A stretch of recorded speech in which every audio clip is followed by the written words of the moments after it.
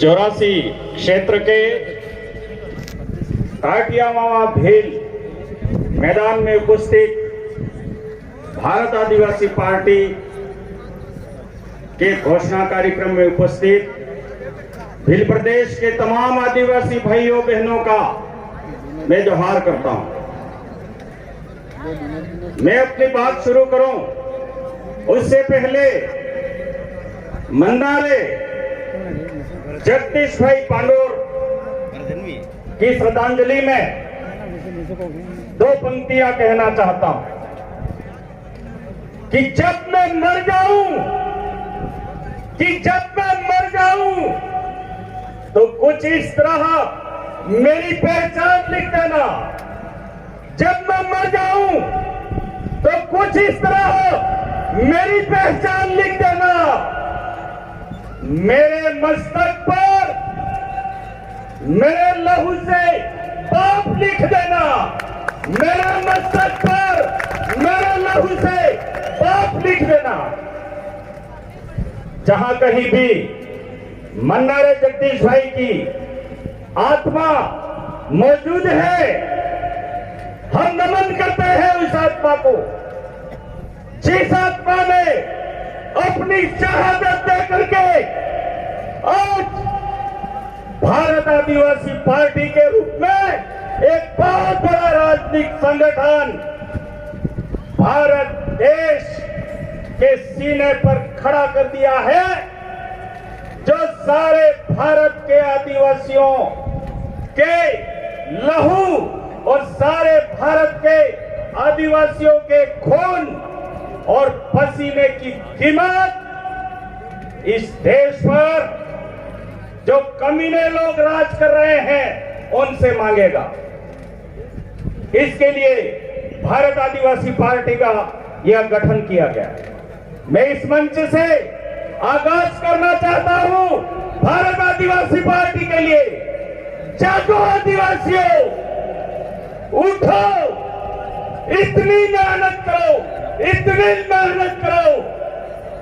कि पूरे देश की हर गली में, हर गांव में, हर कुचे में, हर मोहल्ले में और हर शहर में एक ही नाम गूंजे, बाप आ गया, बाप आ गया, बाप आ गया।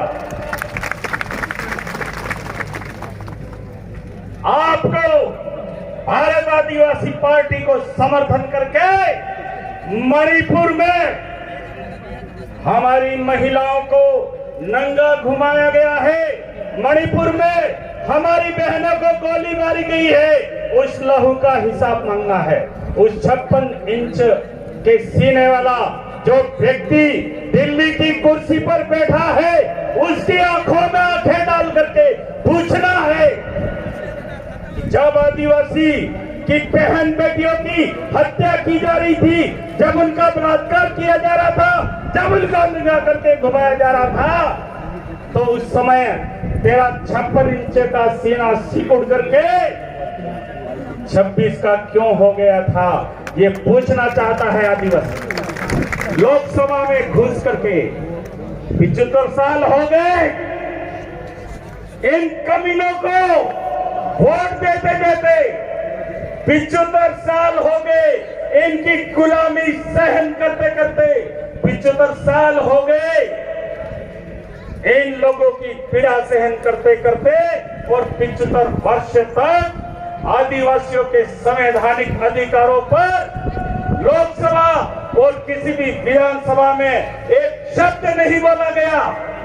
इसलिए इस देश के आदिवासियों ने मिल करके भारत आदिवासी पार्टी का गठन किया है और भारत आदिवासी पार्टी को मजबूत करके हमारे आदिवासी युवाओं को, हमारी आदिवासी बहनों को ये बताना है कि आदिवासी इस भारत देश का मालिक ही नहीं, आदिवासी इस भारत देश का बाप है।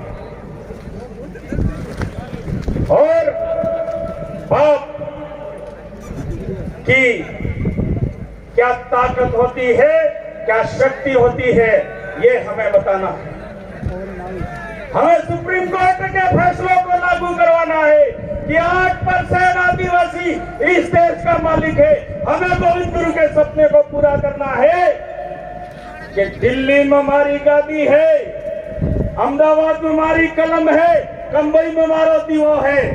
पूरा देश आदिवासी का है। इसके लिए मानगढ़ पे 1500 आदिवासियों ने अपनी कुर्बानियां दी थी। उन कुर्बानियों को साकार करने का, सार्थक करने का वक्त आ गया है साथियों। एक हो जाओ, जग जाओ और इस भारत के माथे पर लिख दो, जय जोहार का नारा है। भारत देश सिर्फ आदिवासी का है। सबको जय जोहार, जय आदिवासी, जय